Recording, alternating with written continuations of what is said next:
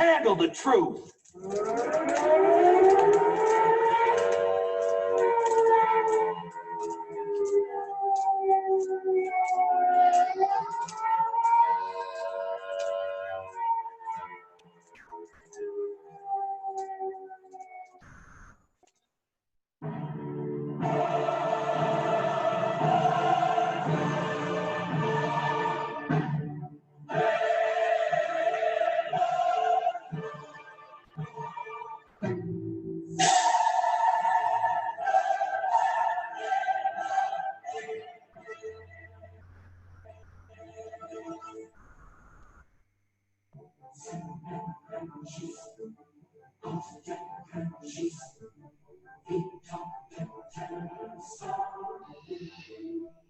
And good morning, folks. It's on August 19th. This is Truth versus News Incorporated.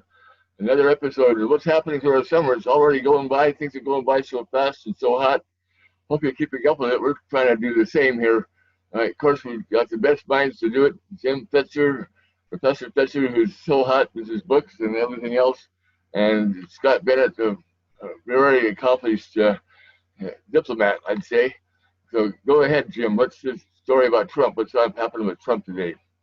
Well, it's not Trump per se, but the American media is showing its true colors, where the executive editor of the New York Times has declared that with the collapse of the Russiagate narrative and Mueller's destructive appearance, which was a disaster for the Democrats, are now going to shift from Russia to racism.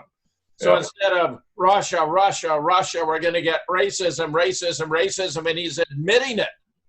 Admitting it. He said, use the gentlest terms possible, the story changed after they spent this massive time covering the Russia collusion narrative. But the fact is, the conspiracy coordination allegation the Times had devoted itself to pursuing turned out to be false. Beyond that, Democrats on Capitol Hill have struggled to press an obstruction case against the president, but the Trump-Russia hole has come up dry. Now he claims, I think we've got to change. The Times must write more deeply about the country, race, and other divisions. In other words, this is a guy who's openly declaring the New York Times as a political propaganda rag, embarrassingly bad. The town hall was spurred by angry reaction both inside and outside the Times to a headline that left many on the left faulted for being insufficiently anti-Trump. After the El Paso shooting, when the president denounced white sovereignty, the Times published a one-page story with the heading, Trump urges unity against racism. I think one of the reasons people have had a problem with a headline like this is because they care so much, one staffer told him, and they depend on the New York Times. So what they did, of course, was to change the headline as reported last week to imply that Trump wasn't taking a strong enough stand against the problem of hate. Meanwhile, that's one of the two planks it appears the Democrats are going to run on: racism, immigration, and gun control. I think it's problematic for them on multiple counts. We have previously reported swing voters have no use for candidates who support more migration. According to the latest survey from Harvard-Harris, 69% of swing voters say they're unlikely to support a 2020 presidential candidate who runs on a platform of increasing immigration. Moreover, among registered voters, 64% say the same thing. Only when you drill down to Democrats themselves, you find a more positive number. Even then, the statistics aren't great for pro-immigration candidates. Only 45% of Democrats want a candidate who brings in more migrants. For these voters, President Trump is the only reasonable choice in the race, because no matter where you look on the Democratic stage, you'll find Democrats who want to flood the U.S. with cheap labor for foreign countries. Now, I believe because of that, where the most moderate Democrat with a chance to win is Joe Biden is running on the old platform of cutting illegal immigration while boosting legal. He's thrown his support behind a platform that would allow any foreign degree holder to seek an office job in the U.S. At the same time, while he hasn't sought decriminalizing illegal border crossings, He has endorsed the idea of offering free health care insurance to illegals already living in the country. On the far left side, you have lunatics like Julian Castro who want to completely do away with laws governing our borders. If you want someone with an actual prayer of winning, look at Elizabeth Warren. She wants to decriminalize illegal immigration, do away with policies that prevent asylum seekers from disappearing into the U.S. and bring in more foreign competition. Now, I'm convinced as a response, we have a Reuters poll that is suggesting that immigration isn't a winning issue for Trump. This year's poll found that among Americans who feel blacks and whites are equal or that blacks are superior to whites, that's kind of an odd poll, isn't it? 82% express a strong interest in voting in 2020. That was 7% higher than people who felt strongly that whites are superior to blacks. There's some indication that racial liberals are more energized than the racially intolerant, said a University of Michigan political scientist. That would be good for the Democrats and bad for the Republicans. The July poll, however, did have a silver lining for Trump. While most white Republicans approve of his performance in office, over the past 4 years, he's become increasingly supportive of his signature issue of building the wall. 82% now support it compared to 75% last year. Trump is clearly still as popular as ever with conservatives who dominate the predominantly white working class communities that helped him win in 2016, said a Duke University political scientist. Meanwhile, and this is an interesting reflective article explaining how, to the extent to which the migration crisis is real and bona fide, the United States contributed to it by death squads in Guatemala, Nicaragua, assassinations in Chile, and the like. And I think that's a very serious observation, needs to be taken into account. Scott, your thoughts? Well, we always have to say truth where we see it, Jim. And the truth is that there has been very real deep state CIA overthrows of governments in South and Central America, Honduras being the most recent. There was an RT program with Rick Sanchez, who is Cuban, and he's speaking with the former president of Honduras, who details how he was removed by a U.S. Southern Command general, a woman. I have seen a lot of that when I was at U.S. Central Command. They put these women in high-level colonel positions, and I've had Green Berets talk to me when I was down there. I mean, these are the tough guys, too, tough kids, saying, "Oh, sir, there is so much man-hatred down here." And it broke my heart to hear these young enlisted soldiers who were Green Berets, who are serious, the best of the best, just in such a depressed mode because the American military had assumed this feminist, leftist, man-hating agenda that Obama and the other beta males were formalizing in their policies in the military. But all that being said, that is symptomatic of the military hierarchy when you send these most likely fascist, angry, lesbian-type colonels, women down there, and they overthrow governments of Honduras. And now you've got an understandable, nuclear explosion that everybody is running away from the toxicity of. There's gangs, there's murders, there's chaos, there's crime. And the guy who was, keeping it under control, you deposed. And the guy that you put in is hated by everybody. So it shouldn't surprise us that you have mass migration. It certainly upsets me. It certainly infuriates me because I don't want thousands of people coming across the border. I don't want anybody coming into this country except people that we allow and are the best and the brightest. And preferably, I'd like to have our own people getting married and having kids and families like they have in other countries like Russia and Hungary and Eastern Europe, where they're rewarded. Tucker Carlson had a great show where people who get married and have families are rewarded. They're given money, they're given tax breaks, they're given homes. I'm not talking just unmarried, squalor, needle-wearing drug pimps and addicts getting rewarded. I'm talking about constructive, healthy members of society. We don't do that in America. And we're suffering this Kalergi plan of trying to overthrow the country, bringing in these people. But it's not dissimilar from what we did to Benghazi, Libya. It's not dissimilar to what we did in Syria. We sent all these refugees, migrants up into Europe. Well, we've gone on and done the same thing to Honduras that we did to Libya. We overthrew the country and the government, and now you've got all these people coming up here.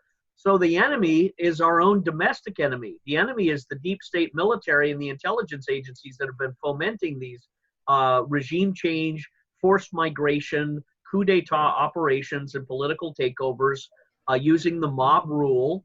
And you see that in California and elsewhere. So it's disturbing to see this stuff. With regards to what Trump can do about it, well, he needs to declare an executive order of the Second Amendment so that everybody can defend their home, their property, their family, and their border using the Second Amendment, which was your constitutional right. It's not given to you by the government. It's not taken away from you by red flag laws. It's only taken away when you are processed by due process of crimes in a court. That doesn't happen. So Trump needs to educate himself, or he's going to seriously risk losing a large portion of the gun-owning voters in America. Finally, I'll just say the New York Times and all of this changing of the shifting of the narrative to the psychological operation of racism now instead of the Russian collusion, they're just descending lower into Dante's hell, because nobody, like you said in that article, Jim, nobody believes in the racism card against Trump. Nobody wants more migrants in this country, and nobody is going to support newspapers or idiot candidates that get on the platform and try and sell that big block of feces and pretend it's a Baby Ruth. We're just not that good to take it. So the New York Times is falling apart and losing all credibility. Migration is a top issue, and I'll finally say this poll of migrant or immigrants and racism of blacks. Let me tell you something. There were Vietnamese people that were at this Trump New Hampshire thing that they have videos of. I think I sent you one. This Vietnamese woman, I've seen all over California. I've seen Chinese, I've seen Hindus, I've seen Vietnamese people who are quiet, solemn personalities, but they are completely in support of Trump because they're completely pro-family traditional values people. They are not about the gay agenda of the left or the Antifa agenda of the left. That is the enemy of the Asian Hindu peoples because they escaped that sort of chaos and communism. They escaped those countries to come to America, and they don't want to see it transform America. So the Asians are going to be the ones that need to rise up and with a full battle gear, throw off the second-rate citizen that the Democrats have put on them and claim their rights as full-born American citizens, affirming Donald Trump. I think the Asians and the Hindus and the Vietnamese and the Chinese, not the communists, but the good ones, are going to rise up, unite with the traditional family white conservative libertarian voters, and I think you'll have 2020 Donald Trump's in a landslide, Jim. Well, it's interesting that Mexico's own requirements for immigration into Mexico require, number one, that you must be able to demonstrate you have something to contribute to the good of Mexico. And number two, you must be able to demonstrate you have the financial resources to support yourself and your family once you arrive. I think if the U.S. simply implemented the same policies as Mexico, we'd be light years ahead of where we are today. I think they are trying to implement that policy too. Didn't Trump come up with a tweet the other day saying they were going to change something in the government and the policy, saying that you had to have self-sufficiency to come in or something? I remember something about that. I think that's totally appropriate, because otherwise we're becoming a major drag on the American taxpayer. Now, gun control appears to be the third plank in the Democratic platform. So here we have the Philadelphia mayor, of course a Democrat, calling for gun control within hours of a prolonged active shooter situation. It appears to have been completely fraudulent. Our officers need help. They need help with gun control, Kenny said Wednesday during a press conference. They need help with keeping these weapons out of these people's hands, almost as bad as the pathetic crisis actors in Orlando or Charlottesville.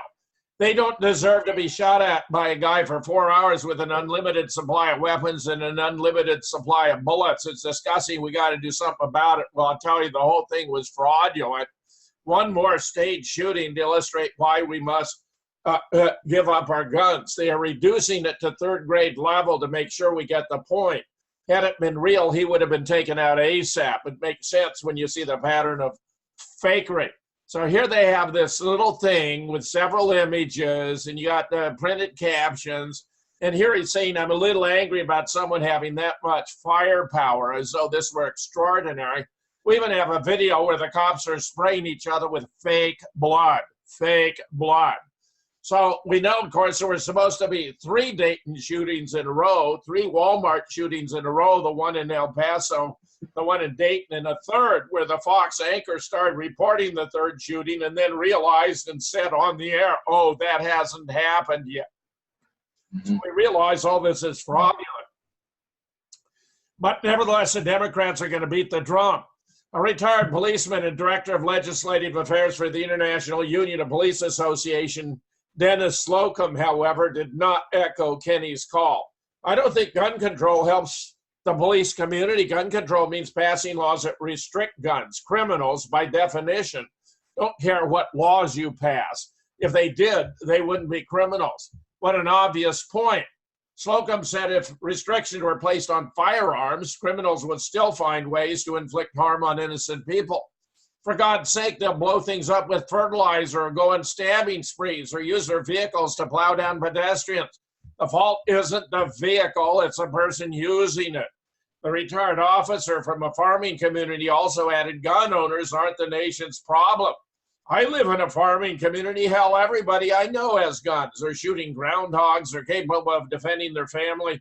They're not causing any problems. It's gang banners and these mentally ill people who are getting guns they shouldn't have in the first place.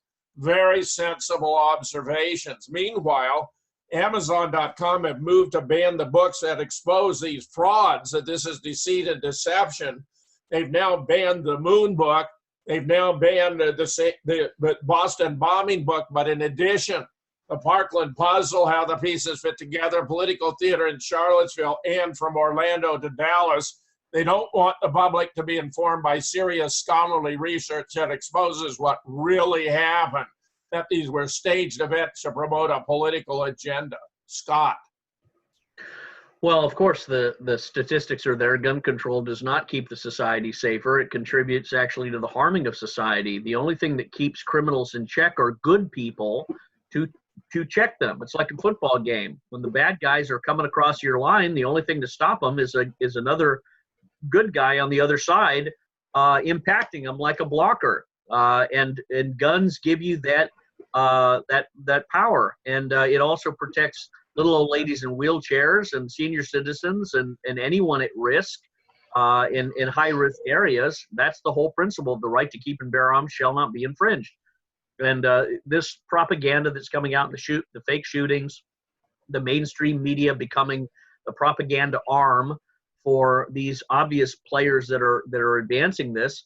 It's the saddest thing, of course, is if Trump, the president, was the real man that we all hoped he was going to be, he would have an inside Praetorian Guard of special operations soldiers, plainclothes guys, special forces, PSYOP guys, civil affairs guys, Rangers on his detachment team that would immediately go to these events and infiltrate and find out what's happening and take photos, take videos. These are domestic enemies, Jim, that are launching psychological warfare against American citizens to deteriorate their willpower to keep and bear arms. That's what this is about.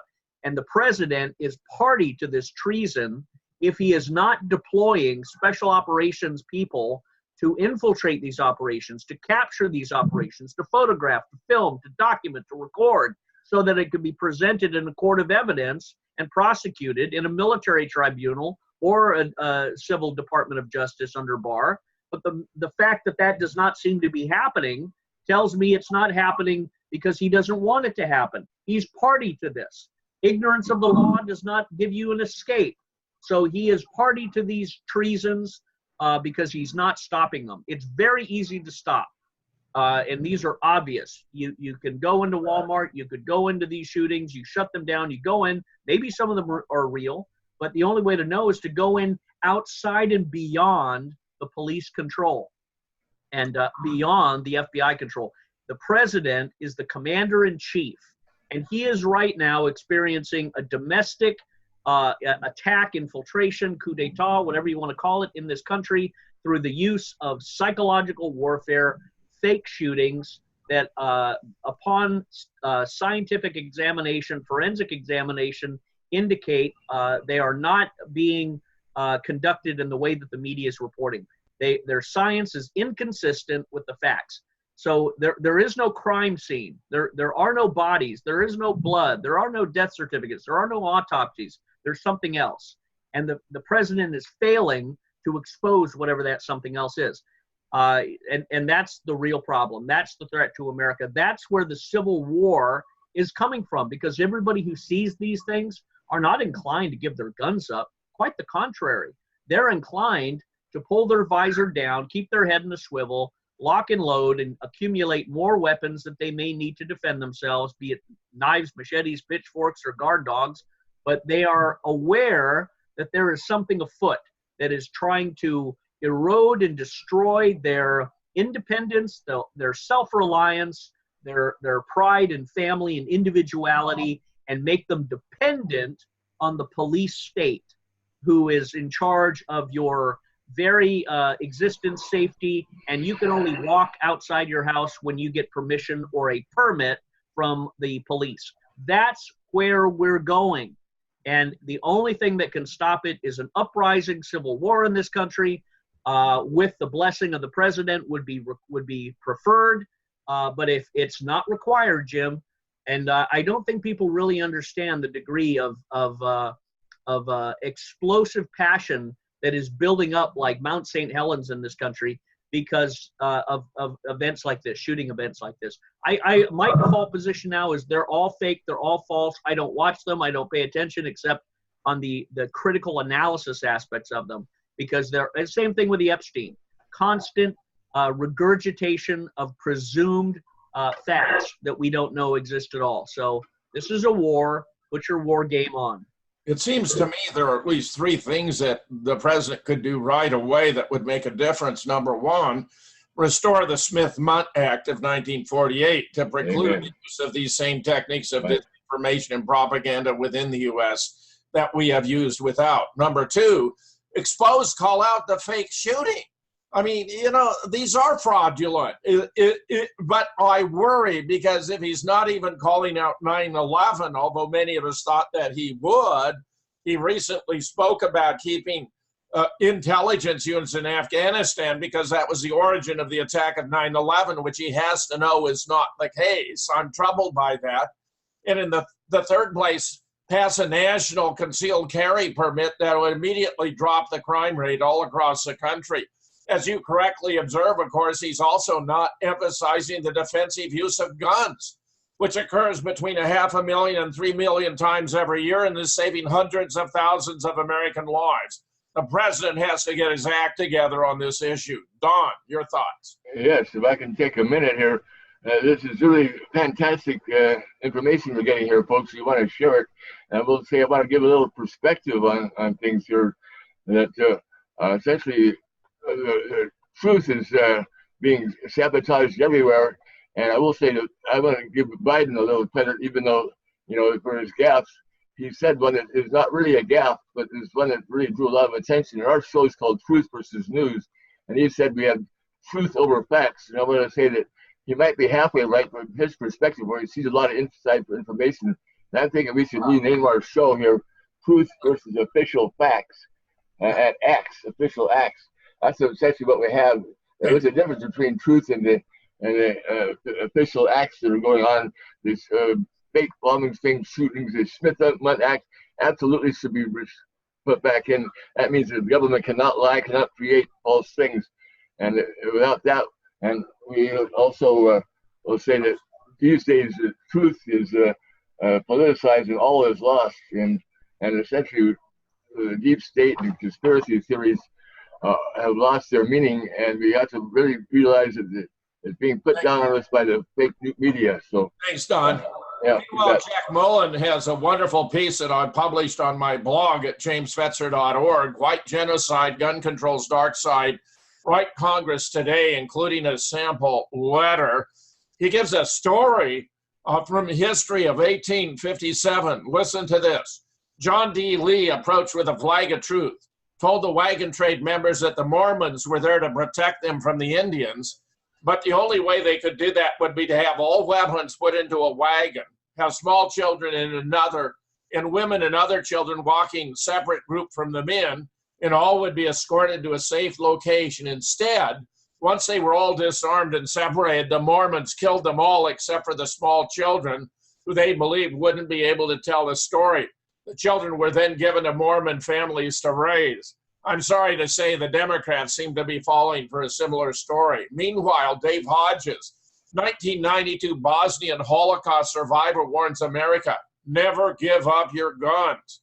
Friends and colleague Kathy Rubio sent me a biographical account of a document written by a person who survived the Holocaust conditions in Bosnia between 1992 and 1995. According to Kathy, the man has had a stroke and would not be available for interviews, but he, Dave Hodges, went through the 8-page document and extracted information that related to the importance of having guns in a crisis. Not one word or one sentence was altered in any way, even down to the conjugation of verbs. Meanwhile, of course, Dave Hodges has also emphasized the importance of keeping our guns, noting that there have been 19 democides during the 20th century, slaughters of whole society, each of which was preceded by gun confiscation. We can't let America become number 20. And Stephen Molyneux put it so very well. If you're for gun control, you're not against guns, because guns will be needed to disarm people. So it's not that you are anti-gun. You'll need the police guns to take away other people's guns. So you're very pro-gun. You just believe only the government, which is, of course, so reliable, so honest, so moral, so virtuous, should be allowed to have guns. There's no such thing as gun control. There is only centralizing gun ownership in the hands of a small political elite and their minions. And where Kamala Harris is now proposing a new kind of red flag law to take away guns from racists. And you know who those racists are going to be? Trump supporters. According to a policy proposal on her campaign website, Harris said she'd work to combat and disarm violent hate from white supremacists by pushing for legislation to give courts the ability to issue domestic terrorism prevention orders to take away guns of suspected terrorists or individuals who might imminently perpetrate a hate crime. Notice this is all presuming you're guilty, and have to prove your innocence. It's outrageous inversion of the constitutional safeguards. According to the statement, these orders will allow certain individuals, including law enforcement and family members, to petition a federal court to restrict a person's access to guns if they exhibit clear evidence of dangerousness. But I tell you, I guarantee you, if you support Trump, that's clear evidence to these Democrat lunatics. Wednesday's proposal doesn't explain how due process rights would be protected or what specific safeguards would be put in place to keep people from being stripped of the gun rights and property based on their viewpoints or political position alone. What Harris is calling for is a way to punish people explicitly for holding unpopular opinions by taking their guns, said Tom Knighton at Bearing Arms. While no one has sympathy with white nationalists, the problem is we live in a world where everything is labeled racist, including the color of freaking robots. Anyone who has found themselves on the right politically has been called something ranging from racist to white nationalist sometime in the last decade at least. Here's a wonderful statement by a member of the Virginia House of Delegates. Listen to this. This is the finest statement I've ever heard on this issue from a stunning, wonderful speaker. So over the last several days, Mr. Speaker, there's been a lot of discussion about an open and honest debate with respect to school shootings, gun violence, gun control, etc. And an open and honest debate, as I understand it, is one that would rely on data, facts, evidence, analysis, reason, logic, etc., etc. And I'm certainly willing to have that debate. I think if we were going to look seriously at school shootings and gun control, we would analyze things like, why do all mass shootings seem to take place in gun-free zones? Wouldn't it be reasonable to test whether or not the efficacy of gun-free zones have actually achieved what their intended intent is? we'd start to look at most of these shooters come from broken homes. What sort of government policies have actually encouraged broken homes? You can look at left-leaning think tanks like the Brookings Institute that will actually say that some of it can be attributed to various cultural changes that happened in the 60s, to include the abortion industry. You can look at more conservative-leaning organizations that will say that the welfare state contributed significantly to dismantling the family as families became more and more dependent upon the government than they were mothers and fathers in the home raising children. We can look at various status with those areas within the United States and around the world that have strict gun control measures and what their crime rates look like, whether it's Chicago, New York City, Washington, D.C., and others that have incredibly strict gun laws, and yet for some reason it hasn't seemed to stop the gun violence in those particular areas. We can look at the analysis out of 538, which is considered more of a left of center data analysis think tank, where you have several analysts now confirm through the data that they were looking at, not just in the United States, but in Canada, Great Britain, and Australia, that they were shocked that the data did not support what they thought gun control measures would actually achieve. We can look at the number of cases within the United States where a gun has been used for self-defense. Estimates range everywhere from 100,000 uses to over close to 1 million uses within the United States. Now, some organizations and some reporters only want to report on the ones where a gun was used and it actually resulted in the death or maiming of the perpetrator.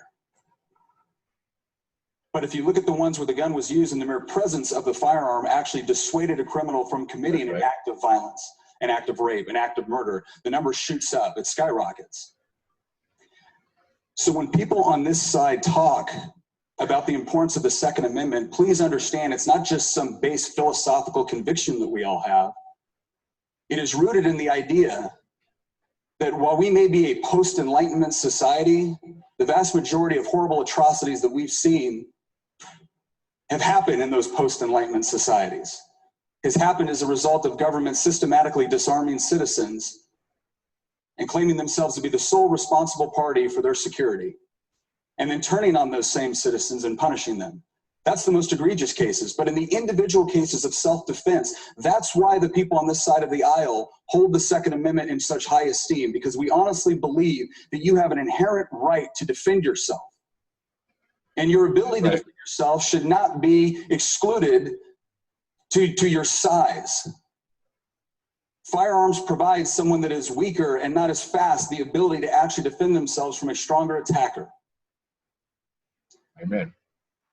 Some of the other things that we would look at, and some of the things I would hope we would have bipartisan support for. All of us agree that we need to make sure that our students are better protected when they go to schools. One of the things that we would look at is arming certain teachers. Not every teacher, but a teacher that is comfortable with it, is former law enforcement, is former military, that is now in the classroom. Delegate Plum said yesterday that that was ridiculous to consider. Why? Is it because the other side of this debate will only accept one quote-unquote solution to this problem, and that is tearing apart or gutting the Second Amendment?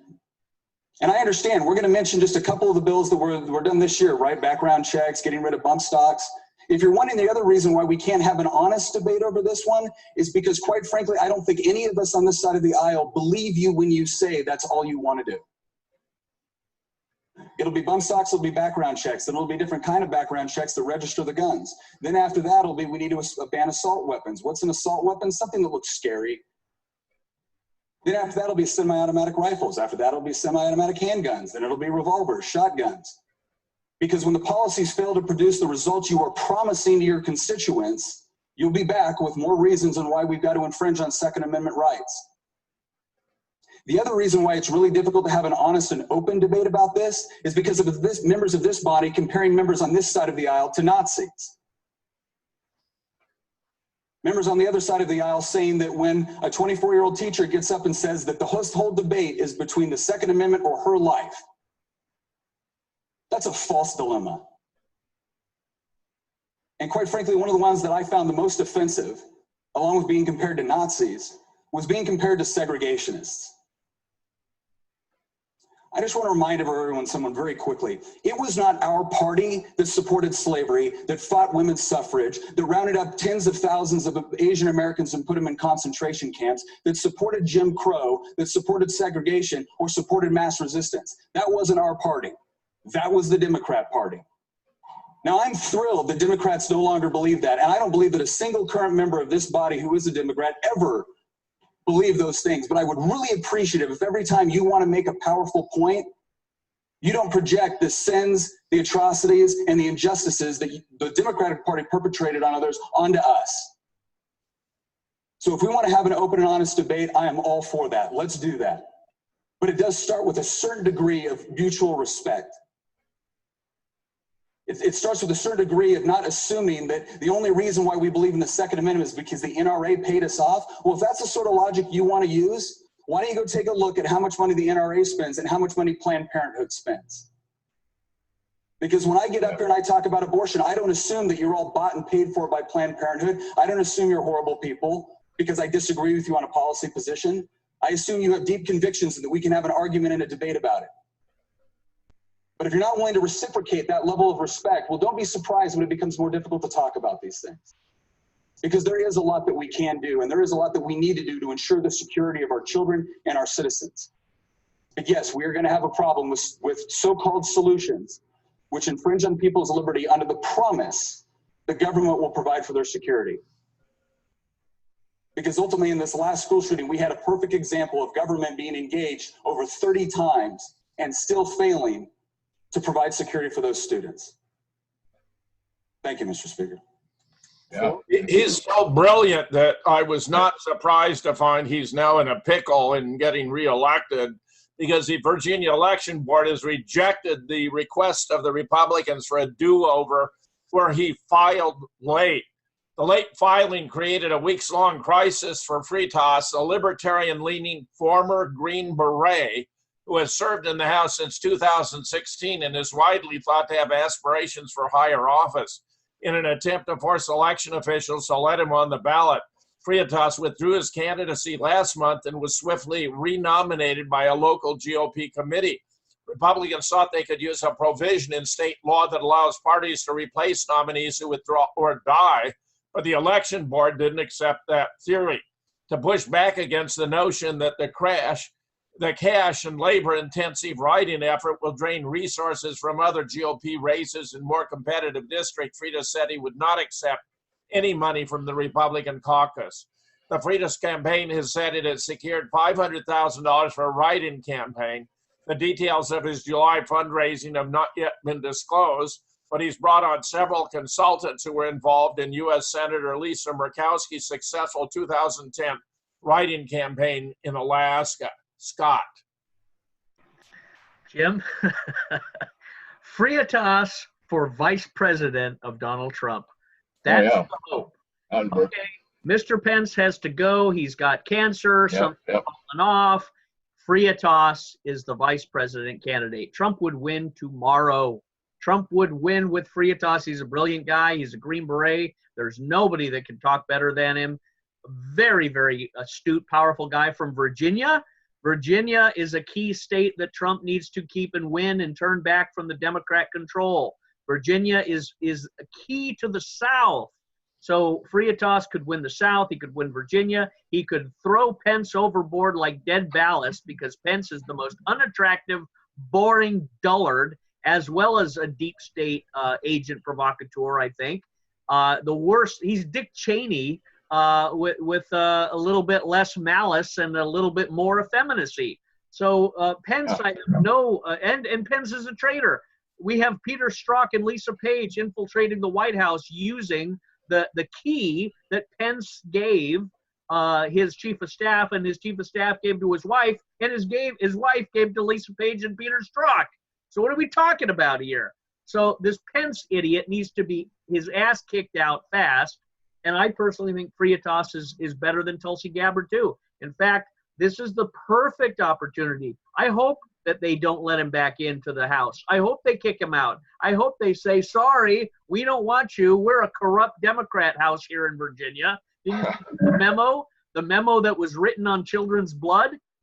No, Fritas would be a fantastic candidate for vice president.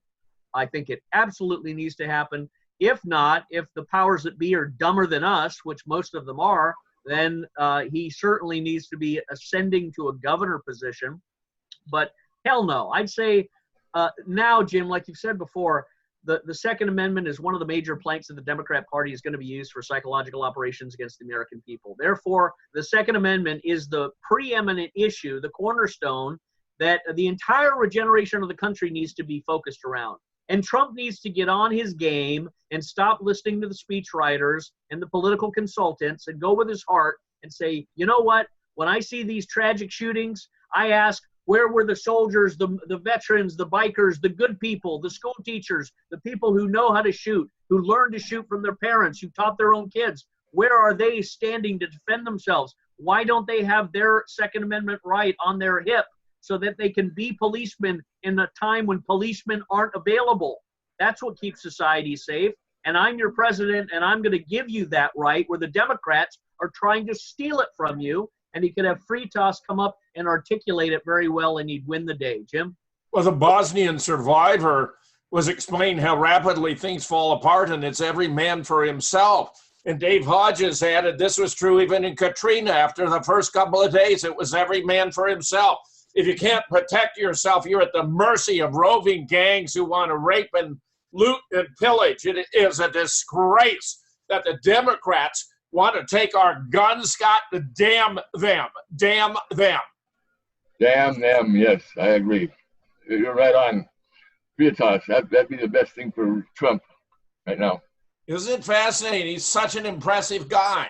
Yes. Meanwhile, however, Trump has the ability to commit a blunder. I think this was one of the great mistakes of the last 15 years. Trump says Israel should block Omar and Tlaib, that they hate all Jewish people. Bad, bad, bad. And now Israel has banned the entry of 2 Muslim U.S. congresswomen over their criticism. The decision to bar Representatives Ilhan Omar and Rashida Tlaib is likely to deepen a rift within the Democratic Party over Israel. President Donald Trump advocated for not letting the lawmakers into Israel. A terrible, terrible move by Trump. Rashida Tlaib, who's of Palestinian origin, has family in the West Bank, and Ilhan Omar were expected to arrive at the weekend for a visit to Jerusalem and the Palestinian territories. The left-leaning Muslim congresswomen are outspoken critics of Israel's policy toward the Palestinian and support the so-called BDS movement, which advocates boycotts, divestment, and sanctions against Israel. They are also sharp critics of U.S. President Donald Trump, a close ally of Israeli Prime Minister Bibi Netanyahu. As a vibrant and free democracy, Israel is open to any critic and criticism, with one exception, he said. This is Netanyahu. Israel's law prohibits the entry of people who call an act to boycott Israel, as is the case with other democracies that prevent the entry of people whom they see as harming the country. That's not freedom of speech. In 2017, Israel passed a law banning the entry of activists, including Jewish supporters of the BDS movement, arguing it's anti-Semitic and a threat to the country's existence. But it's obviously not anti-Semitic, even supported by Jews themselves. Last month, Israel's ambassador to the United States, Ron Dermer, said Israel would allow lawmakers to enter out of respect for the U.S. Congress and the great alliance between Israel and America. Supporters of BDS argue it is a nonviolent movement similar to the anti-apartheid struggle in South Africa in response to Israel's military occupation of the West Bank and illegal settlement building, as indeed it is. Meanwhile, Bernie has taken the high ground here. He's making himself look masterful. Sanders says if Israel wants to ban members of Congress, it should not receive billions in U.S. military aid. The idea that a member of the U.S. Congress cannot visit a nation, which, by the way, we support to the tune of billions and billions of dollars, is clearly an outrage. Senator Bernie Sanders told MSNBC Thursday night that perhaps Israel should not be receiving billions in U.S. military aid after the right-wing government of Netanyahu barred Representatives Omar and Tlaib from entering the country. I wish I could tell you that I am shocked. I am not. Sanders, the 2020 Democratic presidential candidate, said of President Trump's support for Israel's decision. We have a president who tragically is a racist, a xenophobe, and a religious bigot. Sad to say, Trump is giving them ammunition for those charges. On Friday, the New York Times reported Israel will allow Talib to visit her 90-year-old grandmother who lives in the occupied West Bank. Well, Israel did not change its position on Omar. Sanders said Thursday that the idea that a member of the United States Congress cannot visit a nation which we support to the tune of billions and billions is clearly an outrage. If Israel doesn't want members of the U.S. Congress to visit their country to get a firsthand look at what's going on, and I've been there many, many times, but if he doesn't want members to visit, maybe he can respectfully decline the billions of dollars we give to Israel. Progressives applauded Sanders' remarks, noting the senator's willingness to challenge U.S. military to Israel makes him unique in the 2020 Democratic field. And of course, Bernie himself is Jewish. People have been asking how Bernie can distinguish himself from rivals who at least profess agreement on domestic issues, tweeted a Huffington Post reporter. This is one area where the distinction is clear. Representative Alexandria Ocasio-Cortez called the Vermont senator's statement a big deal. One thing that is completely undeniable about Bernie Sanders is the enormous political courage he consistently wields on behalf of others, tweeted Ocasio-Cortez. He's not just standing up for two members, he's standing up for the integrity of the entire U.S. Congress. In addition to his comments on MSNBC, Sanders, who is Jewish, released an online video to push back against a specific claim made by President Trump and others that to criticize the policies of Israel is to be anti-Semitic, a charge he said is disgusting, and well, he should. Scott, your thoughts? Well, Bernie Sanders was wise in his political maneuver. I think he captures a lot of what the average Americans, if not the majority of Americans, believe too. So he's very right on that. Trump is chronically afflicted with this brainwashing or this delusion that Israel represents the Jewish people in the Old Testament in biblical nomenclature and Christian tradition that has been in existence since the Mayflower and the Puritans came here, and before that, of course. But that's the Christian Zionist delusion and propaganda and psyop. It's been perpetrated since the Schofield Bible. It's been replicated, and you know this better than anyone, Jim, from the propaganda of 6 million Jews in the before 1920 articles or whatever, and then playing that number again in the Holocaust and all this other stuff. And then, of course, there's the 1948, takeover, the bombing of the King David Hotel, the terrorist element of that, kicking out the British, and then the Balfour, maneuver, and suddenly you've got a country, and then you've got the USS Liberty, and then you've got this later transition that tries to make the Muslims under the Oda Danan plan look like the terror of the world. And then you've got 9/11, don't you? And you've got other little attacks and stuff. But 9/11 is the great Jewish-Israeli Mossad psyop. And we also have Ehud Barak, who was part of that. Ehud Barak, incidentally, has been exposed as having contacts, many with Epstein. So he seems to be a pedophile as well. And that wouldn't surprise us. But Trump is under this delusion, or he is participating in the corruption and the lie by propagating this myth that Israel represents the wholesome, virtuous, God-anointed people of the Old Testament. That's absolutely false. It's absolutely false. The Old Testament Christian doctrine is that the anointed people are those who are born again in the Holy Spirit of Jesus Christ, regardless of church, baptism, denomination, or bloodline. There is no male or female or blood according to the redemption of man. It's got nothing to do with the Jewish Old Testament theory. But Trump and the Christian Zionists are caught up into that folklore, that myth, and the danger is it translates into political choices and policies.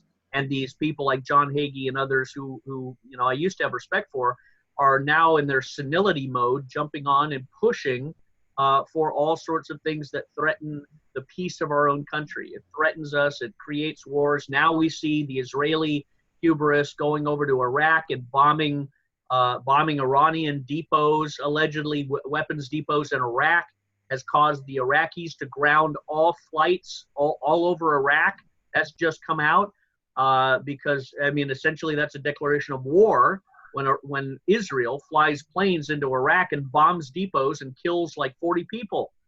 Where's the mainstream media talking about that?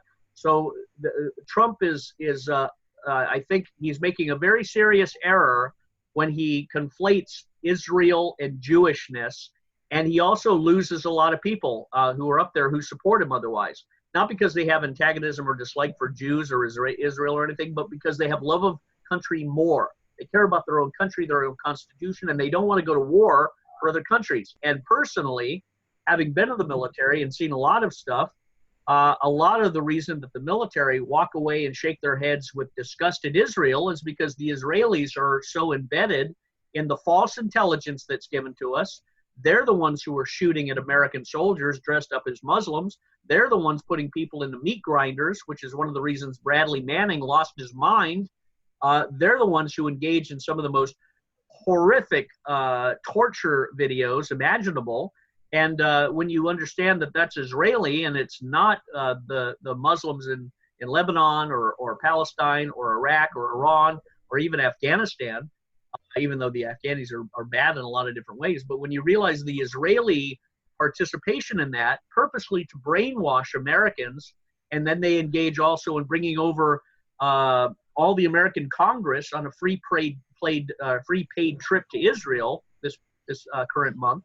Now you see the real takeover of the American Congress, and if the Congress is taken over by a foreign government or foreign billionaires who happen to be American citizens, then we have no more government. It's lost all authority and credibility, and we, again, the only remedy is a civil war and a refabrication of our alliances and our infrastructure of government. We can't survive with the gangrene of toxic takeover, which Israel and the Mossad and Netanyahu and Behud Barak and the Likud party have done to this country. It's time to, and for that reason, you know, the four women that are up there, they have some very true points when they point this out. And we certainly aren't going to survive if we have a Congress that passes laws that prohibit people from protesting and the whole BDS movement, the protestation of Israel. We can't survive if we have laws that are being made that criminalize people by expressing that freedom of speech. Jim? Yeah, I couldn't agree more, Scott. And Donald is blundering here. It's very, very troubling. He could still blow it. Meanwhile, Bernie Sanders, on the other hand, is proposing rewriting the Bill of Rights. Alexandria Ocasio-Cortez may be the socialist darling of the mainstream, but Bernie left no doubt that he is her conscience. During a speech at George Washington University, he actively promoted what amounts to rewriting the Bill of Rights. He quoted from FDR's Statement of the Union, where he said, "We have come to the clear realization of the fact that true individual freedom cannot exist without economic security and independence." Citing figures drawing attention to vast wealth disparity in the U.S., Sanders said, "Despite an explosion in technology and worker productivity, the average American worker makes no more in real dollars than 46 years ago." He called for a new Bill of Rights based on the socialist creed that economic rights are human rights, affirming that all Americans should be guaranteed the right to a decent job that pays a living wage, the right to quality health care, the right to complete education, the right to affordable housing, the right to a clean environment, the right to a secure retirement. Unlike earlier in Sanders' career, socialism is no longer a label for Democrats to fear. Once the domain of those on the far left fringe of the party, socialism calls for a reboot of our basic rules of government, and they are more and more widely espoused among party members. When Democrat candidate John Hickenlooper, former governor of Colorado, told the California Democratic Convention, "If we want to beat Trump and achieve big progressive goals, socialism is not the answer," he was roundly booed. Meanwhile, and this is bizarre, an Illinois state senator has apologized for staging a Trump assassination with photos at a fundraiser. A political fundraiser for Senator Sandoval simulates an assassination attempt against a mock Donald Trump decked out in Mexican garb. Looks like a man posed a fake assault weapon at the fake president to pose for pictures. A Democratic senator from Illinois came under fire over the weekend for pictures posted online, a mock assassination of a faux President Trump. The tolerant left, wrote a Facebook user in response to the incident. Photos posted by a woman who witnessed the mock assassination show supporters of Senator Martin Sandoval, who represents Illinois' 11th district, which includes parts of Chicago, acting out in front of guests. One of them can be seen as pointing a fake machine gun at a man wearing a Trump mask and Mexican costume. The individual appears to be simulating being shot, grabbing his chest and leaning back. The pictures have sparked outrage on both sides of the aisle, with Democratic Governor J.B. Pritzker blasting them in a statement Saturday night. As our nation grapples with the epidemic of gun violence, purposely pointing a fake gun at anyone is insensitive and wrong, he said. I condemn actions like the ones displayed in the pictures because they lack the civility our politics demands. Sandoval released a statement Sunday apologizing for the incident, which he himself called unacceptable.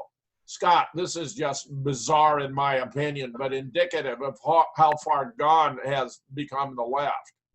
Well, yeah, the left have lost their mind when they start to think that they can go in and reorganize the Bill of Rights according to the Communist Manifesto, where everyone's guaranteed a house, a car, clothes, food, a salary, and their children belong to the state, and marriage is dissolved, and religious institutions are dissolved, except when they're sanctioned by the state, in which they are allowed to only pontificate about the lukewarm drivel of, taking happy pills. And then we really have entered that 1984 Brave New World.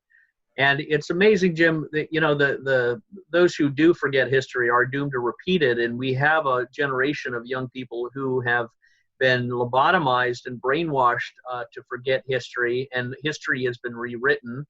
And the future has also been nightmarishly described by the religious zealots who worship environmentalism and glaciers and penguins and whales and everything else. They've made the creation their idol, and it's all rooted in humanism. Selfish sexual perversion and narcissism, it's all rooted in humanism. Abortion is rooted in humanism. You will be as gods. So all of this is not geared towards enlightening or helping or blossoming humanity. It's about throwing their middle finger at God and building a Tower of Babel of selfish humanism. And hold that thought, Scott. Well, Don takes us to the break.